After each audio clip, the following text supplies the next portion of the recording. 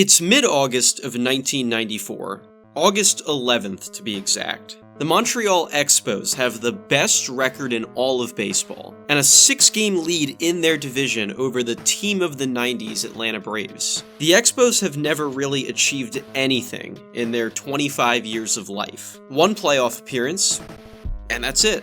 No championships, no World Series appearance, nothing. But right now, they're having their best run in team history, as we speak. For Canada's first ever MLB team, the fans in Montreal have been waiting through several generations of failure and bad luck to get to this day. The day where the Expos were on top of the baseball world. They have a special team here coming together at the perfect time. They have 3 of the very best outfielders in baseball all together, and all 3 of them wind up playing another 10 plus years each. Marquise Grissom, Moises Alou, and Larry Walker. Walker currently has a plaque in the Hall of Fame. Their rookie first baseman is Cliff Floyd, my personal favorite baseball player of all time, and you may often see him on TV these days, and he had 233 MLB home runs, so that's no slouch to also have in your lineup going forward. Their frontline 28-year-old ace is Ken Hill, and he winds up finishing second in NL Cy Young voting this year. Their closer, John Wetland, has 3 All-Star appearances and 3 40-save seasons in his future, and they also have a 22-year-old pitcher making waves in his first go as an MLB starter, Pedro Martinez. Potentially the most dominant pitcher of the last 50 years at the time of me recording these lines into a microphone. The Expos seem to have it all, right now and in the future.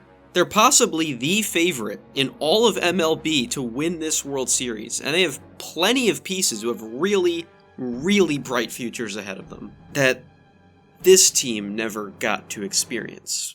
You see, an MLB players' strike kicked in the very next day, and it later wiped out the entire rest of the season. No playoffs, no World Series, no glory for the Expos, because the players and Major League Baseball's owners couldn't agree on how to split the money.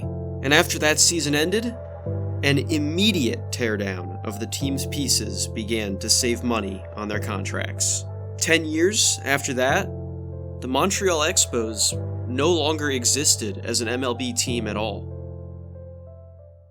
Baseball team financial situations were not the same in the early 90s as they are today. The Montreal Expos were genuinely in very real financial trouble. When Claude Brochu took over as principal owner in 1991, he did so just barely staving off other potential buyers committed to moving the team to Florida or Arizona. While he was the largest shareholder of the team, his other partners were, let's just say, much cheaper. Without 29 regular season home games plus playoff or even World Series games worth of revenue to help make up for the financial losses the Expos were undergoing, which in hindsight really killed this team, the other financial partners in the Expos ownership group had genuinely zero interest or initiative in making things right. Collectively, ownership forced the team's GM, a guy literally named Kevin Malone, to trade Grissom, Hill, and Wetland right away. Like, in the next couple of days type of right away. Which, being suddenly forced by his bosses to trade them, severely limited the kind of players the Expos could get back, since they had zero leverage in the negotiations. They also forced Kevin Malone to let Larry Walker, well, walk in free agency. Offering Walker, a Canadian-born 5-tool player who leaves for the 2-year-old Colorado Rockies and eventually gets a Rockies hat on his Hall of Fame plaque, nothing.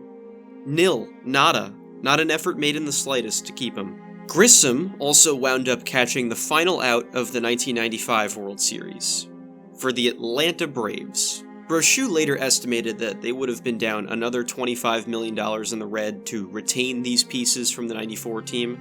They did slightly profit, though, in 1995, according to Claude Brochu.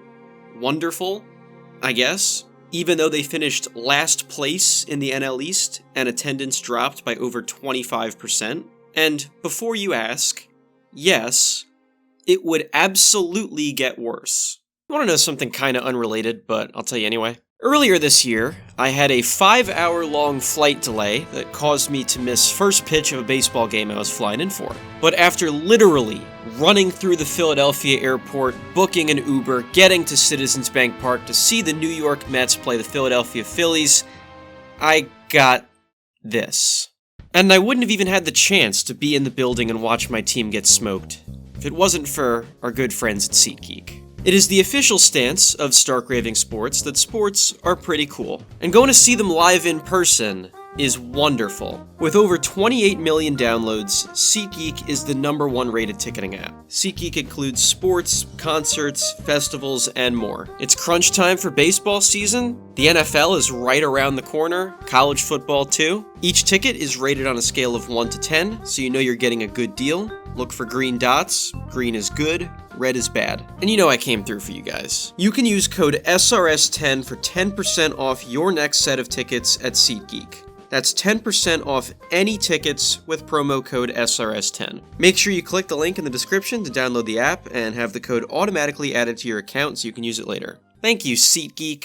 Hope is a dangerous thing, and it makes the unavoidable fall from grace here even sadder. The 1996 Expos actually finished 2 games back of the playoffs because they still had some good players lying around. But Moises Alou hit free agency after that season and joined the eventual world champion 1997 Marlins, and after his first true Pedro-esque season, coming for a 4th place Expos team, Pedro was traded to Boston, and well, the rest was history there. The taste was subtly and kind of cruelly put back into Expos fans' mouths, having to watch the key pieces from the 94 team still be good, gradually fade out, get even better somewhere else in some cases, and then watch the Expos do nothing but remind you of how good things seemed not too long ago. And on top of that, they were playing in a cold, lifeless, domed stadium that was literally falling to pieces. Olympic Stadium in Montreal had been a nightmare for over a decade even before this. In 1986, a giant piece of steel fell from the ceiling of the place near the Expos bullpen during a game,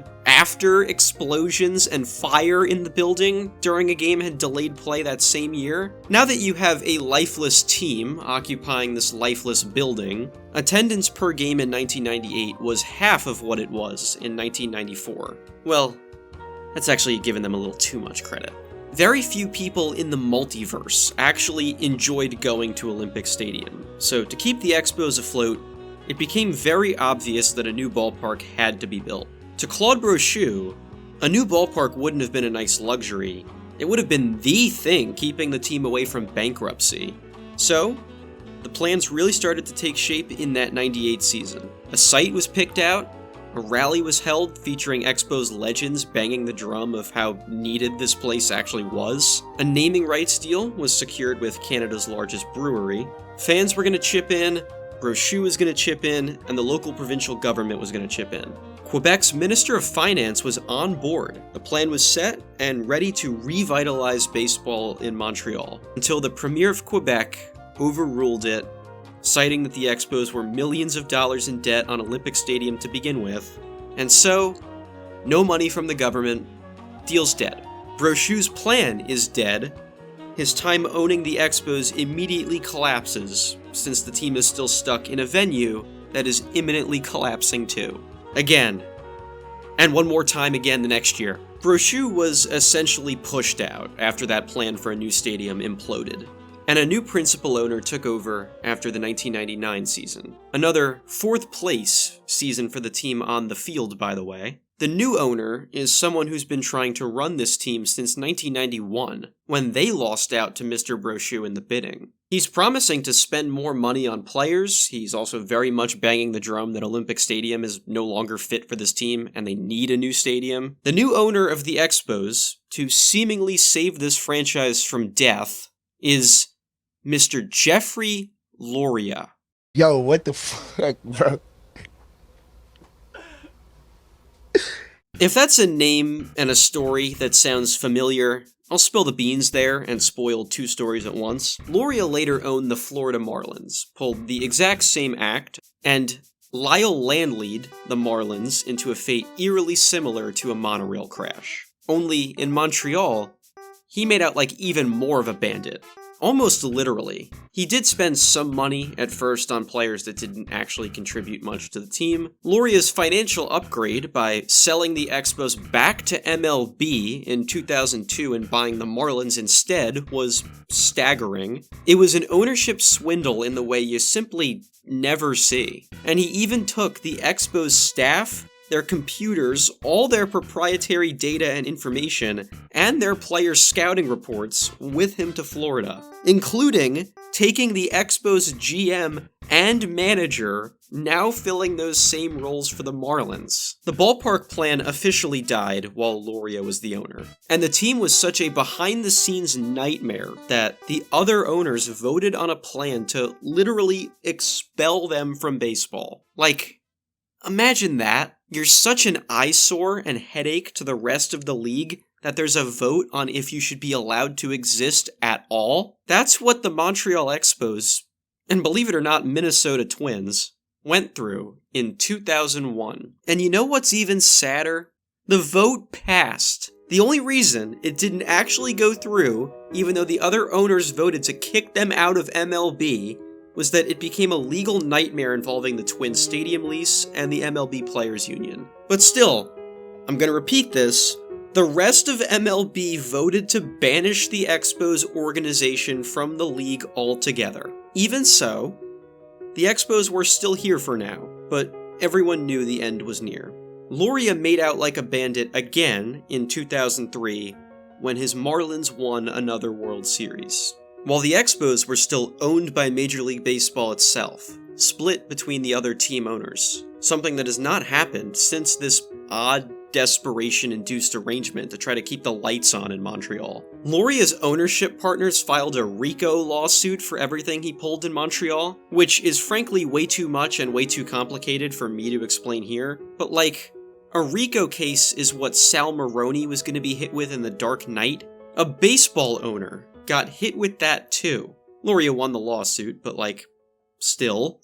Omar Minaya, a man we once interacted with in the comments of a YouTube livestream, was hired to oversee the Expos roster 72 hours before the start of spring training in 2002. At the time, the Expos front office only had 6 total employees, since, as you know, Loria poached all the rest of them for his new team. Fans packed the house at Olympic Stadium for the first game they could in 2002, but not for the reason you might think. They wanted to vent about what Loria had done to them. They wanted an outlet to show that diehard Expos fans still exist.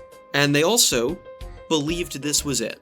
There was a general sentiment around this time that this would be the Expos' last season in Montreal. A sentiment Omar Minaya also believed as the guy running the show here. The ownership that was supposed to be supporting him was really just the team's competitors paying to have the league be 30 teams, so no support from up top. He's also just a rookie GM trying to keep a team alive when everyone is sad and angry and thinking it's the very end. But believe it or not, in the summer of 2002, the team on the field looked okay. On June 27th, 2002, the Expos were 5 games over 500, and 5 games back of a playoff spot. They had an all-star second baseman, they had who I believe is the most underappreciated pitcher ever leading the rotation, and they had one of baseball's very best players out in right field. Vladimir Guerrero. Yeah, more like a cannon to tell you the truth. With Vladimir Guerrero leading a team that still had a shot in the summer of 2002,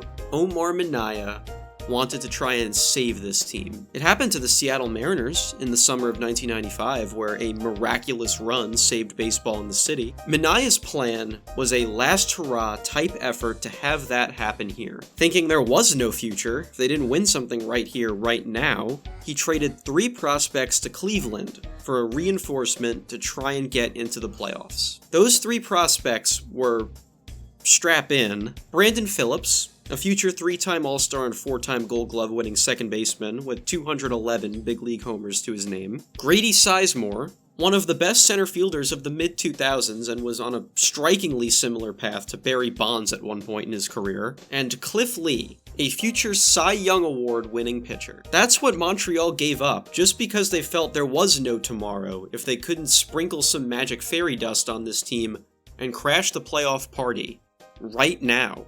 So, who did they get back as the guy they traded everything for in a last-ditch effort to go win?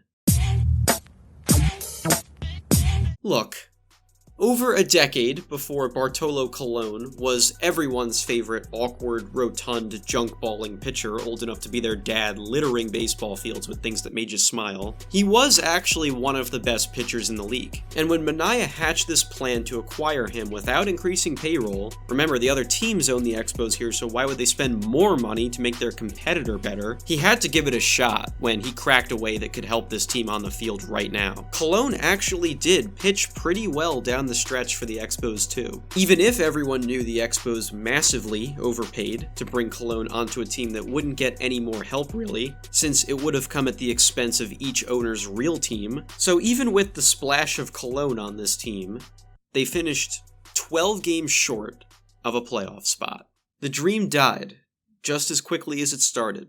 And what's even crazier is the twofold resolution of how the Colon trade went in the immediate future. Because Colon was good and cost some money, Montreal immediately had to trade him after that 2002 season, dealing him to the Chicago White Sox. The main piece Montreal got back for Colon was Orlando El Duque Hernandez, who pitched 0 games for the Expos ever due to injury. An absolute roller coaster in the midst of what itself was a rusty, flaming roller coaster on the brink of falling from midair. But it was still about to get even weirder. Even with the largest attendance increase in MLB, in part due to the fans thinking this was the end of the line, they still had the lowest actual attendance figure in the league. Very few people actually wanted to go to Olympic Stadium anymore. And that absolutely included Expos players. So in October of 2002, a writer for ESPN published the results of a poll he conducted with a good chunk of the Expos roster. Or in his words, quote, the players whose language he spoke. The question was, what city do you want the Expos to play in next year? The leading answer was Washington, D.C. Washington, D.C., Montreal, Portland, Oregon, Las Vegas, Nevada, Charlotte, North Carolina. Those were the places that got at least 2 votes apiece. To further add to the chaos that was this era of Major League Baseball in Montreal, most of the players in the poll didn't get what they wanted, and the 2003 Expos would split their home games between Olympic Stadium and a place I haven't even mentioned yet. Puerto Rico. Yeah, so, the Expos were going to play a bunch of their home games, over a quarter of them in fact, in Puerto Rico moving forward. Mostly because the league and the other owners wanted to test out the viability of a Puerto Rican MLB team, and they wanted something out of their dead money going into the Expos. A team that somehow managed to also win more than they lost in 2003 despite not being allowed to call up any reinforcement players in September, since the team couldn't pay for more players to be on the roster. Missing the playoffs, though, as Jeffrey Loria's Marlins won the World Series that year. Think about this from a player perspective. Players have girlfriends, wives, kids, a dog, hell, even a bar or a burger joint they really like, situated in whatever town they're gonna live and work in. This is their job, after all. Playing for this sinking baseball team, and to regularly have to split your work life between Montreal, Quebec, Canada, and San Juan, Puerto Rico is a taxing arrangement. It's a lot to ask of grown men with lives. You probably would get sick of it too, Steven.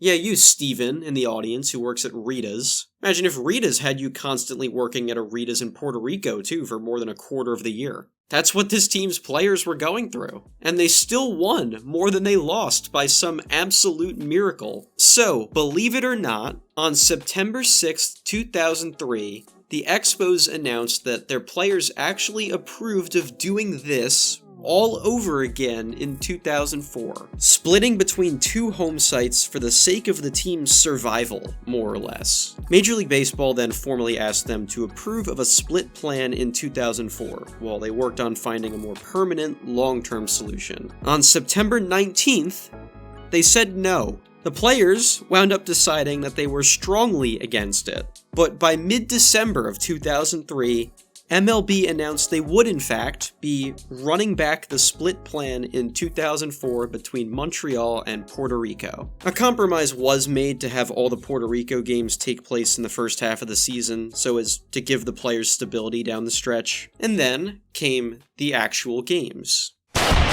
The team on the field finished in last place in 2004. My most underappreciated pitcher ever guy was traded to the Yankees. Vladimir Guerrero signed with the Anaheim Angels in free agency, where he immediately won American League MVP. It still very much felt like the end was very, very close in 2004, though. The 2004 Expos were the last team for nearly 15 years to finish with under 1 million fans in attendance in a season. A sad last-place team split between Montreal and Puerto Rico this time. And on September 29th, 2004, the day of the final game on the schedule in Montreal, it finally happened. The Expos announced that starting the very next year, they would permanently move to Washington, D.C. Hey, those guys from that 2002 team finally got their wish, huh?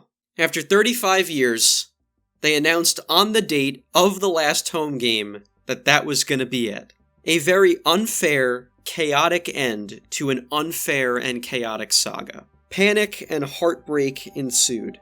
Tickets quickly became a must-have commodity in the city. Expos fans got only a few hours of actual notice that this would be their very last home game. I think it would be appropriate and a very good gesture if the Expo players and staff would step out of the dugout and take one last bow here and show their appreciation for the support that they have received here over the years and this year from these Expo fans.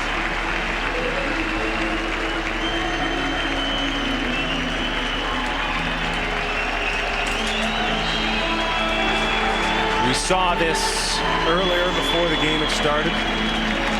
All the footage.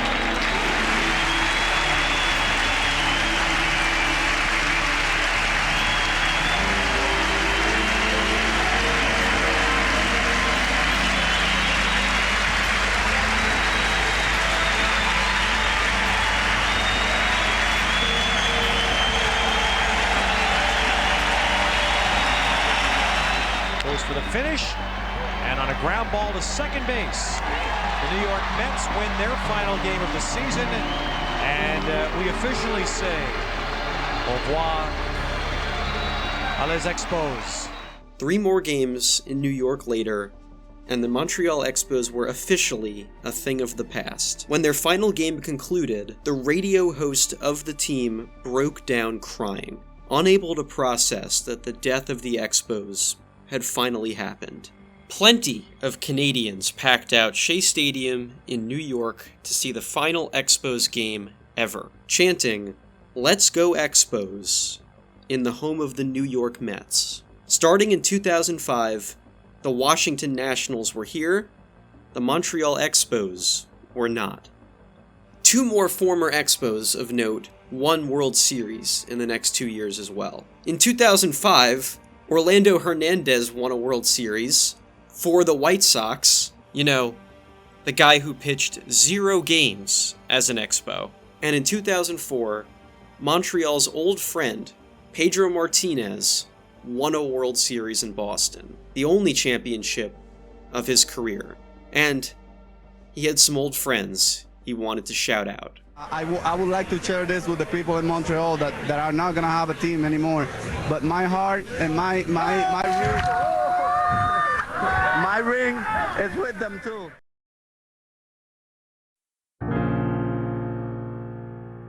This is where you can find the Montreal Expos franchise today. Nationals Park in Washington, D.C., not far from the U.S. Capitol, more than 20 years after the end of this era. A new ballpark with a whole new identity, with nearly everything Expos related scrubbed from the team's history, while Olympic Stadium is still a nuisance to the city of Montreal.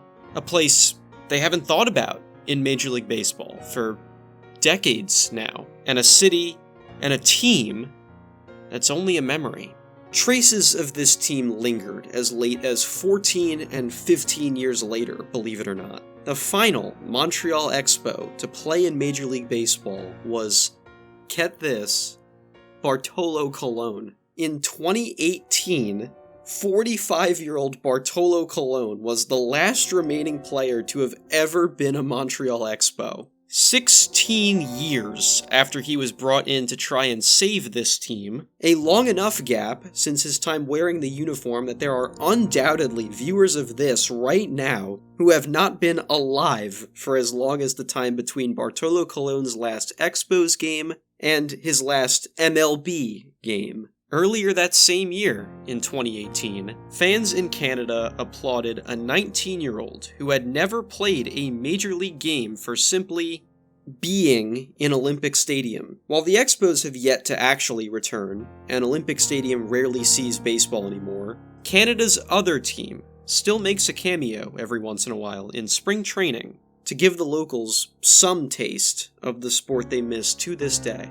And a young player born in Montreal, a kid Expos fans were long familiar with and had loved longer than he could even remember, was going to give those fans something to smile about. His name was Vladimir Guerrero Jr. This Vladimir Guerrero Jr.